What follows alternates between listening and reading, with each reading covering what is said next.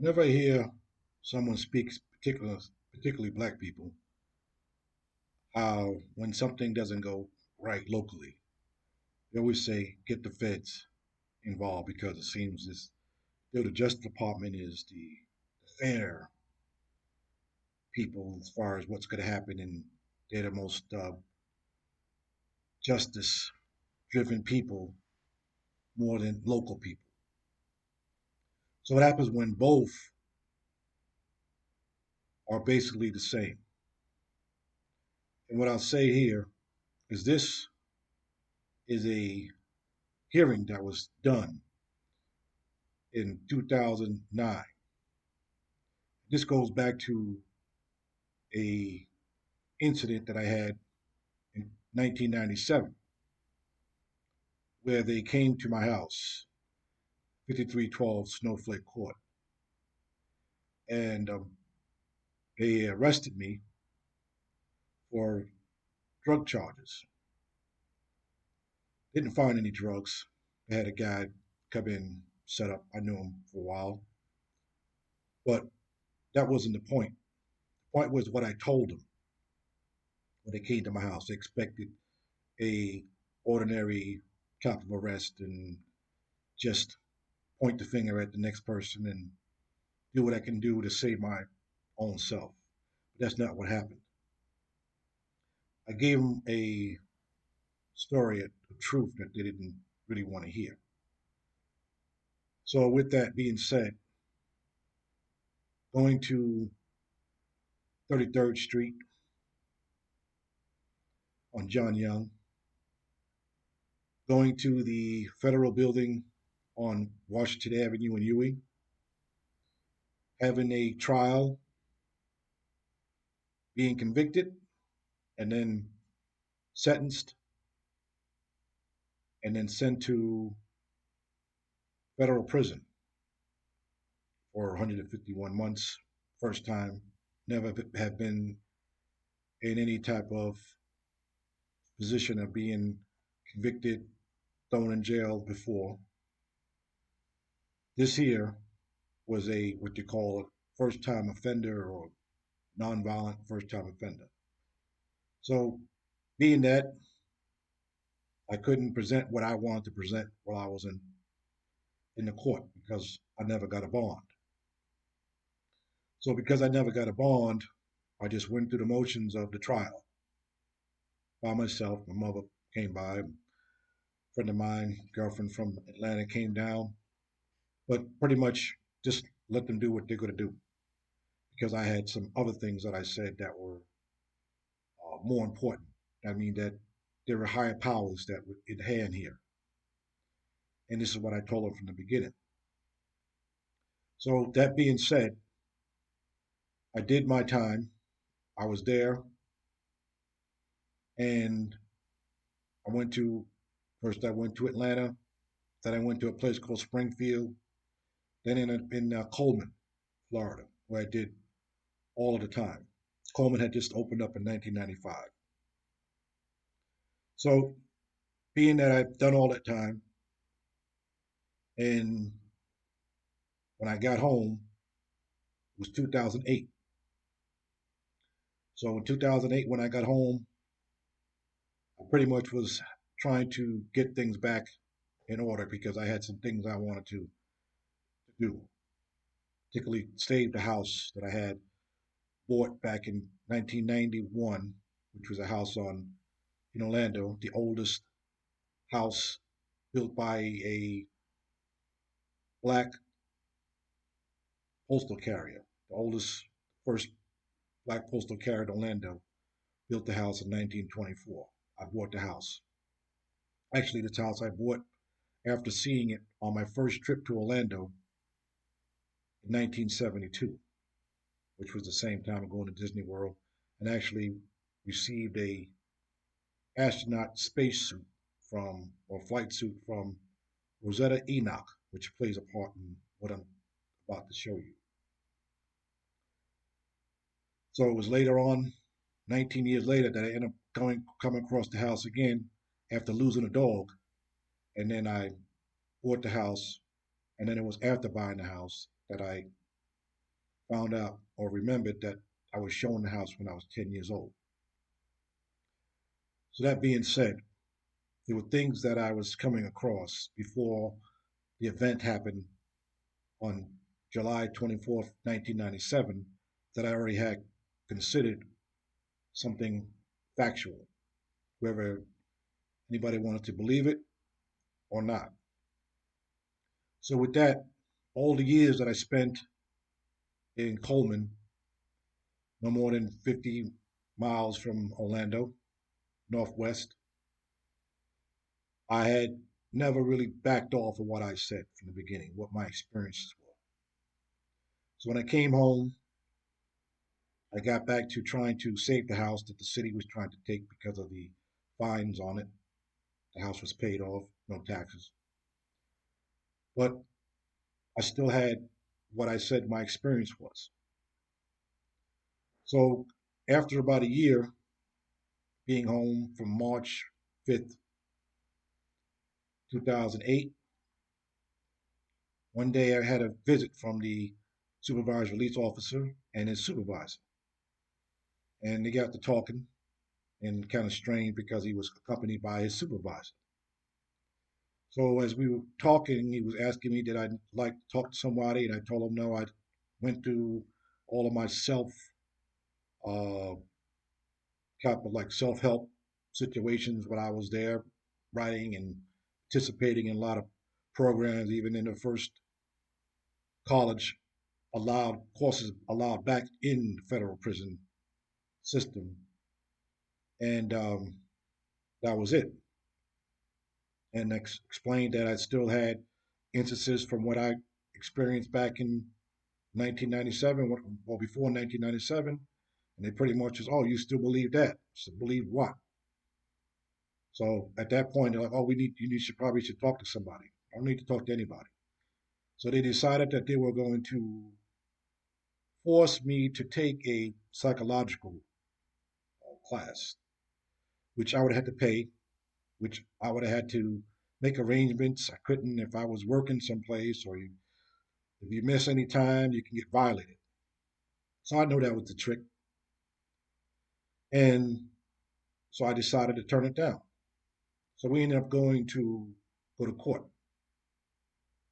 So on the way to this hearing that we were about to have, I had a situation where I was arrested. I was arrested.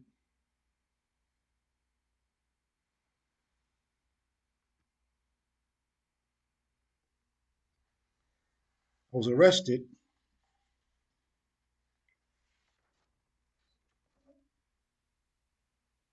on March 19th, 2009.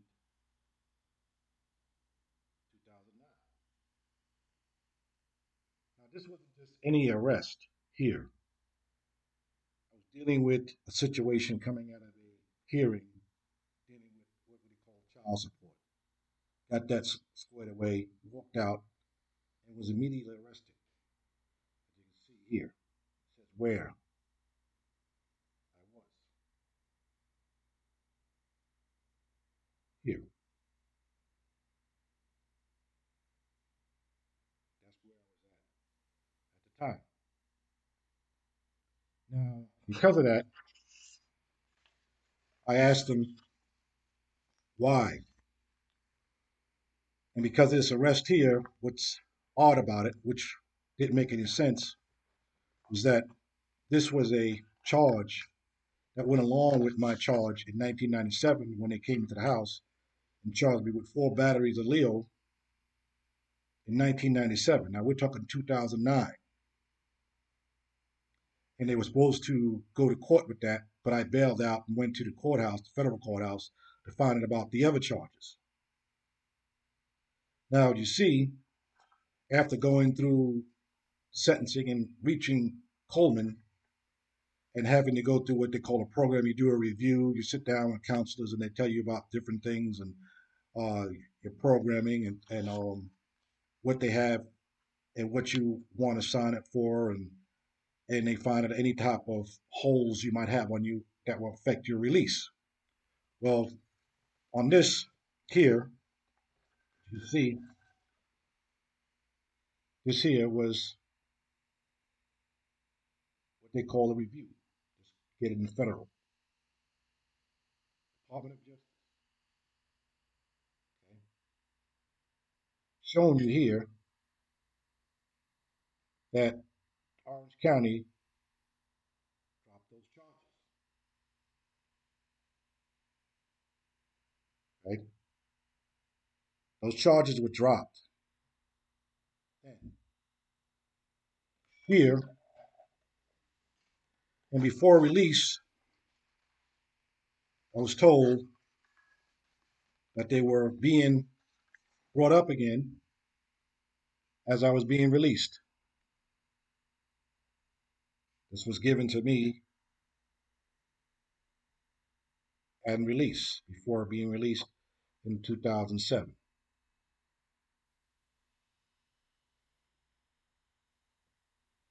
which is trumped up charges anyway because of the way I spoke with them when they walked into my house. It was all a lie. The lie brought forth a truth that I told them when I got to the federal courthouse in 1997. Now, because of this, I wrote to court while I was in custody at the time, and then the judge wrote me back this based on the case.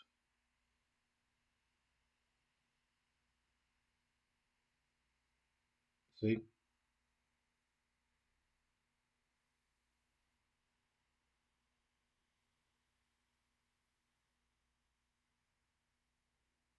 saying the idea of me filing was moot because the case had been dismissed. So,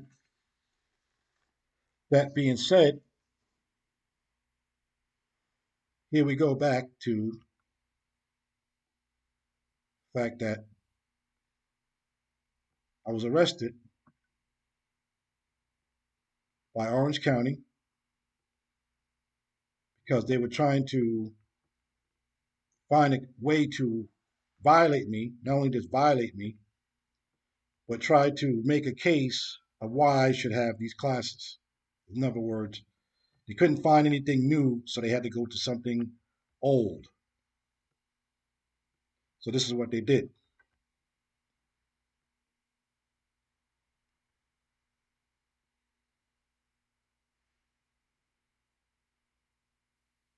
You can see that it was filed not long after I was arrested in March. This was filed April 6th. March 19th, I was arrested for the old charge. I was brought back up again. Now, you can see here what we were going through was how I had a jury trial, which I just sat through because what I said I was there for wasn't what this was about. I said there was something more important going on than what they thought it was. So as you can see, what they said I presented and left that to be. So I went in the prison, federal prison, with this situation here intact. Nothing was changed. So when I came home, this was the government's response to what I still held on to because I felt that it knew it was more truthful and more evident than anything they had. So in order for them to respond back to what I said, they decided to retaliate. And here's why I mentioned the house.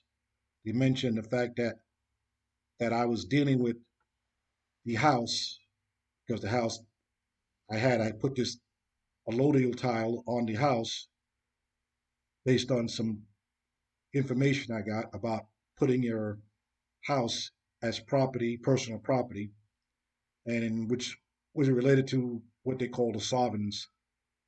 And they had their understanding of the Constitution, so I put it in there. No big deal. So, with that being said, they had all this backed up as to say that there was a reason why I should have to go through these classes, which again I would have had to pay for. If I would have missed, been late, anything would have been a chance to violate, knowing that if I went in, what were they supposed to do? Change my mind? So here it is, the part here where the motion was denied because I spoke in court. And it says here that